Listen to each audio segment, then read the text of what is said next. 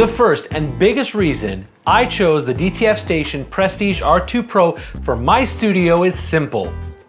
Space. My studio is only 12 foot by 12 foot, so it's pretty compact. I needed a printer that fits in my space, but still functions similarly to the majority of printers used across the industry. My goal is to make educational content that helps everyone. And that means using equipment that is as close to the real world standards as possible. If you're curious why I chose to partner with DTF Station, I've got a separate video on that. You can check it out right over here. Now sure, there are other small machines out there, but most of those use printheads that are quite different from what you'll find in a typical 24-inch DTF setup. The desktop units often use Epson XP600 or F1080 printheads, while the majority of the larger shop setups use the Epson i3200. The R2 Pro uses the Epson i1600 printhead, which gives me something that behaves like the industry standard, just in a smaller footprint for the printer.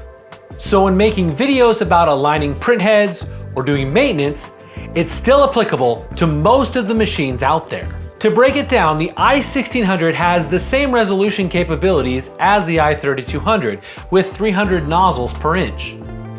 But it only has 4 rows of nozzles instead of 8.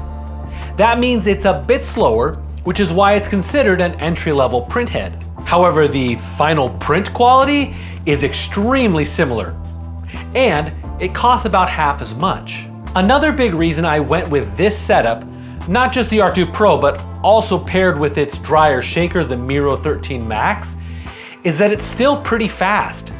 It prints around 30 to 35 square feet per hour, depending on your resolution and pass mode. That's comparable, maybe even a little faster than something like the Mamaki TXF 150. This printer also has an auto clean function, which is huge for me. I'm often away from the studio for a week or more at a time, out in the field doing color profiling and printer optimizations in other people's shops. Having a printer that can maintain itself while I'm gone is a major need. Maintenance in general is super straightforward. The ink tanks, dampers, white ink reservoirs, pumps are all easy to access, which also makes it easier for me to film the maintenance process for tutorials. Lastly, I do not recommend swapping out the ink or film on this printer since it's already calibrated and profiled to be ready to go out of the box. However, I'm not your typical user. I often get sent ink and film samples from manufacturers to test, and I needed a platform to do that. This printer gives me the flexibility to run those kind of experiments. Now, I'm not a DTF Station dealer.